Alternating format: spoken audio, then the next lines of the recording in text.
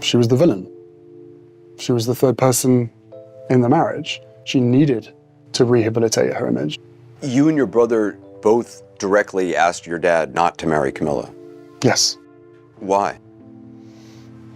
We didn't think it was necessary. Shock rocks the royal world tonight. King Charles, stern but shaken, finally grips the microphone and ends the silence hanging over Diana's fate. Decades of rumor have spun wild tales, foreign assassins, rogue spies, dark cabals. Yet Charles looks the world in the eye and drops a truth heavier than the crown itself. The order sprang from his own circle, not some far-flung foe. Television crews swarm the palace gates. Reporters whisper that every stone seems to tremble under the weight of what's coming. Buckingham has survived wars, scandals, and abdications, but nothing like this raw confession. The king chooses midnight for his revelation. The hour feels fitting, ancient, secretive, and loaded with omen. Lamps flicker, ravens caw, and London's air chills as if history itself leans closer to listen. Charles steps into the spotlight, robes rustling, crown set aside in a gesture of humility. His first words carved through the hush, "I speak what must be known." The phrase lands with the impact of a courtroom gavel. Instantly, screens worldwide fill with haunting flashes, blinding paparazzi bulbs, a silver Mercedes accelerating, the echoing tunnel in Paris. Each image feels like a drumbeat in a terrible march. The date leaps back into public view, August 31st, 1997. Viewers feel the weight of those numbers like an old scar reopening. The official story told us a drunken driver lost control. Many nodded, wiping tears, wanting closure, but doubts flickered in late-night talks and hidden forums. Whispers that something foul lay behind the neat summary. Charles now pulls those whispers into daylight. He declares it was not a foreign conspiracy, but treachery blooming under royal chandeliers. A gasp sweeps across living rooms. Loyalists clutch pearls, skeptics straighten with grim satisfaction. The very idea that a palace aide, or worse, a relative, might have plotted the crash sends shockwaves up every spine.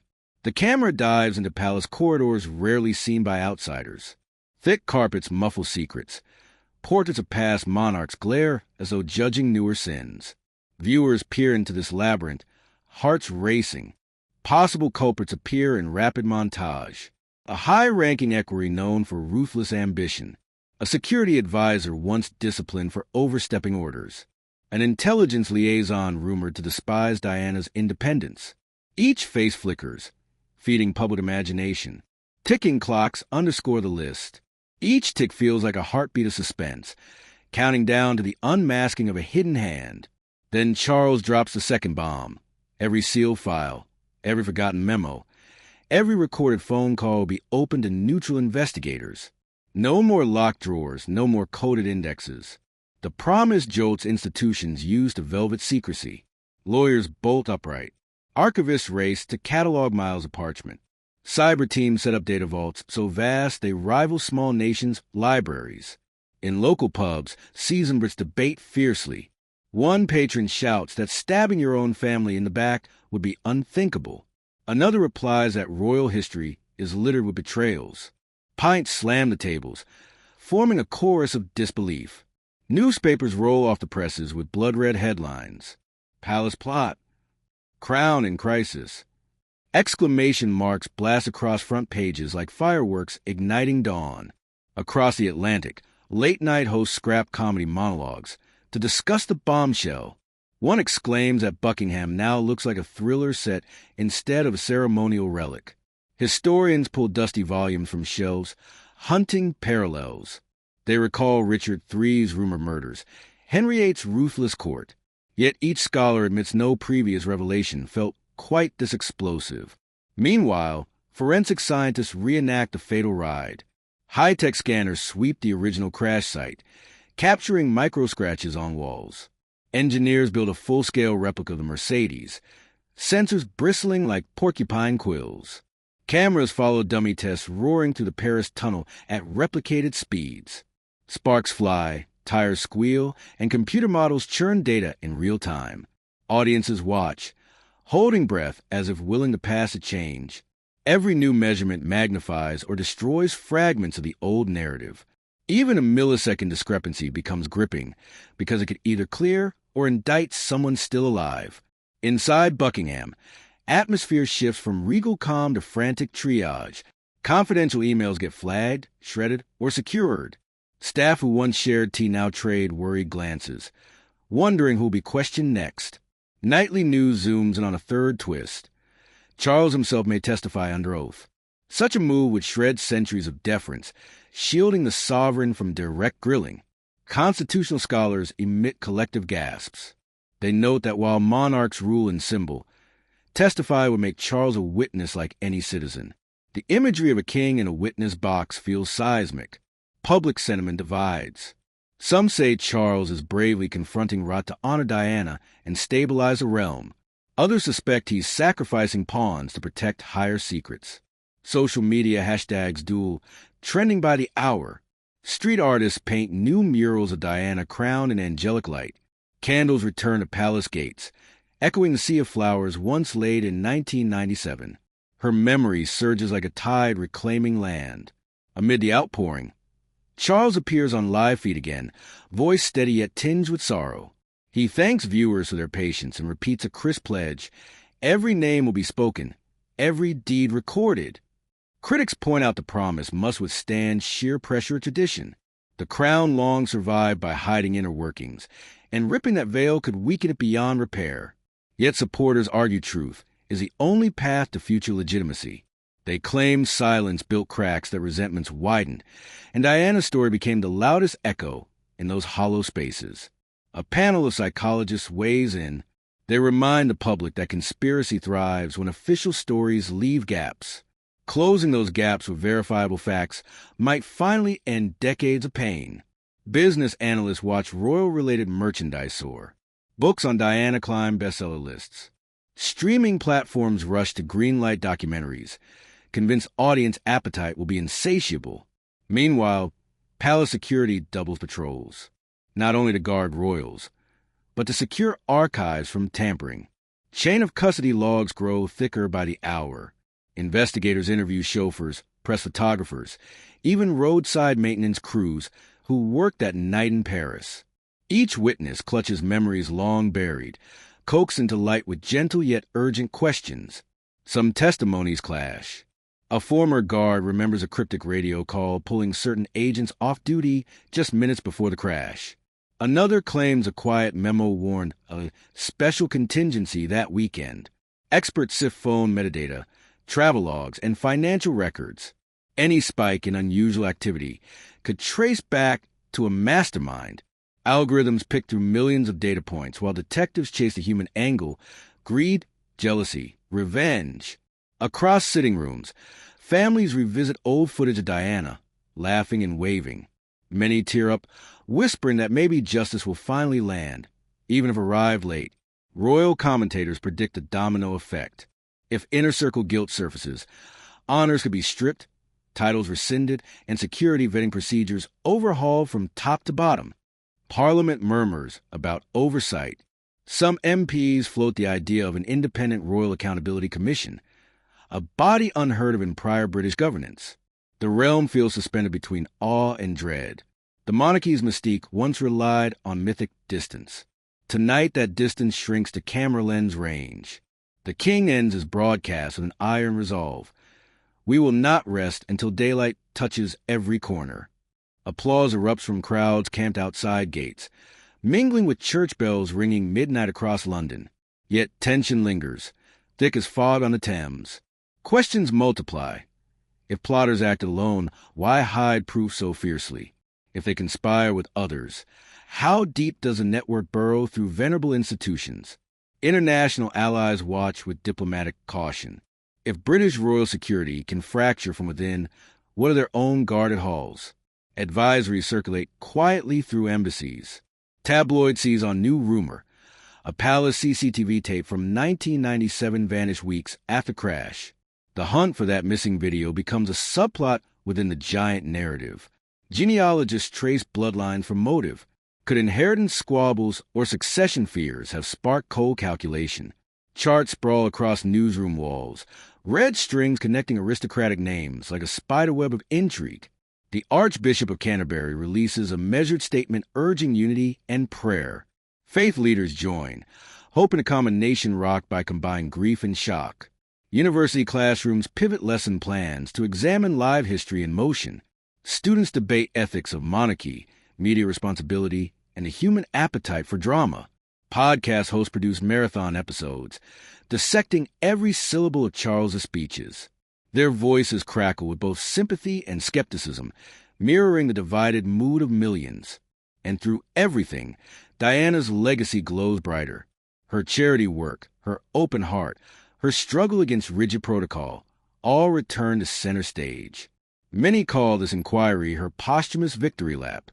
Meanwhile, quiet villages near royal estates buzz with gossip. Residents recall odd helicopter flights and sudden roadblocks on the eve of the tragedy. Memories once dismissed as routine now burn with new relevance. Legal scholars predict landmark ramifications. If criminal intent reaches high enough, future sovereign immunity doctrines could be rewritten, tying a throne to law in ways unseen since Magna Carta. Outside Britain, republic movements seize momentum. Activists in Canada, Australia, and New Zealand rally, chanting that if a crown can cloak such darkness, maybe it's time to cut colonial ties entirely. Finally, production trucks roll away from night, yet screens still glow in bedrooms around the world. People check phone alerts one last time before sleep, wondering if dawn will bring the name of the person who changed royal history with a single deadly command. History is under the microscope tonight. Investigators storm the Paris crash site once more, armed with laser scanners, drones, and software that can freeze a single spark in midair. Their mission is razor sharp. Split hard fact from wild rumor, and hunt for any hint of foul play hidden in plain sight. Audio experts crank up police recordings until the hiss of distant radios sounds like thunder.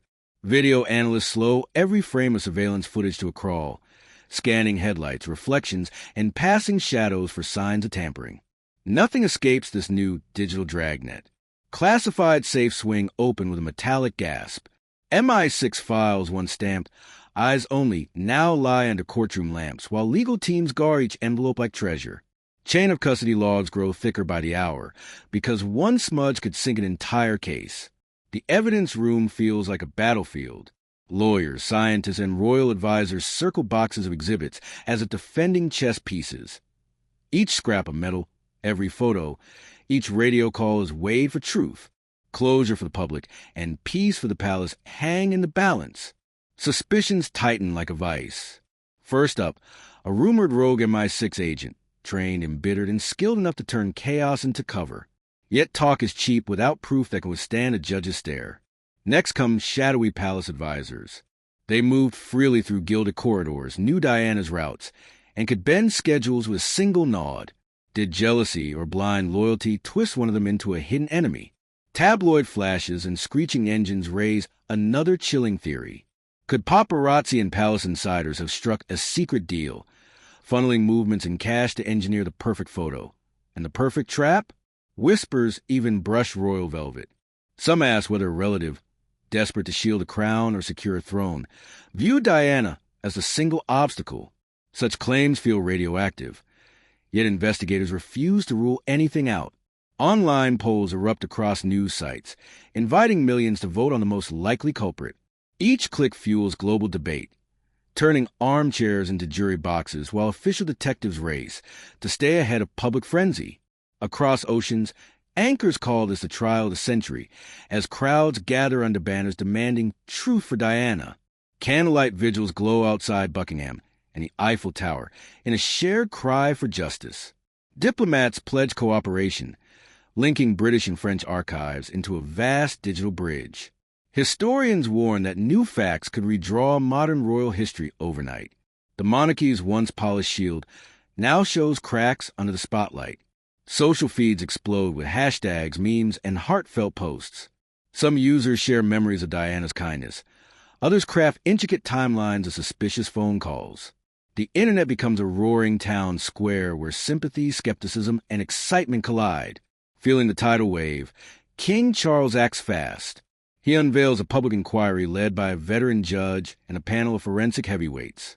Testimony will stream live worldwide, No secret chambers, no whispered verdicts. In an unprecedented twist, royal archives open to carefully vetted historians. Dusty ledgers and coded telegrams finally meet modern daylight, promising a record written in plain ink, not rumor. Charles also extends a formal hand to French investigators, forging an alliance across the Channel and signaling to critics that this hunt for truth spans borders. A prime-time broadcast schedules the first hearings, promising viewers raw evidence and sworn statements in real time. The king vows no corner will stay dark. This reckoning belongs to everyone. Inside Windsor, shock turns to turmoil. Aides whisper in guarded alcoves, and factions form overnight. Some cheering full disclosure, others pleading for slow, careful damage control. Friendships strain, loyalties wobble, and every glance carries a question. Rumors of abdication swirl through candlelit halls. Supporters hail Charles's courage, while detractors warn the crown itself could splinter under too much honesty. Tension hums like a live wire from throne room to servant stairs. Princes William and Harry react in contrasting tones. Both demand clarity, yet each wrestles with grief, duty, and the echo of their mother's final hours. Their private pain now fuels a very public fight for answers. The queen consort finds herself spotlighted, praised by some as a calming force, blamed by others for silence. Her sway in family councils suddenly feels both immense and fragile. Pressure rises until Charles returns to live cameras with just 11 words. The evidence points to someone very close. Then the feed cuts. Viewers freeze, hearts racing, as images of sealed court files slide onto the screen, their locks glinting under stuttering candlelight. A slow-closing wooden door fills the frame, a chilling symbol of secrets barely pried open. Next, Diana's memorial statue glows in silver moonlight, reminding everyone why this truth hunt matters. Within minutes, speculation detonates across channels. Is the suspect a high-ranking aide, a relative, or an intelligence insider? Theories multiply faster than reporters can type, each wilder than the last. The palace's cliffhanger turns a nation into detectives. Hashtags trend, podcasts cue emergency episodes, and newspapers print extra editions before dawn. Public engagement soars. Comment threads read like courtroom transcripts as citizens weigh motive, means, and opportunity, reshaping the very idea of passive viewership. Experts debate deeper issues. Can a centuries-old monarchy survive an age of radical transparency? Should royal privacy yield to public right to know when tragedy strikes? The inquiry becomes a mirror reflecting society's hunger for accountability. Documentaries, live streams, and panel marathons dissect every crumb of new data. As each revelation lands, the world reassesses privilege, power, and a fragile line between loyalty and betrayal. Calls grow louder to keep watching, keep questioning, and keep history honest. Because the next file unlocked or left sealed will decide whether the House of Windsor rebuilds trust or watches it crumble like ancient stone.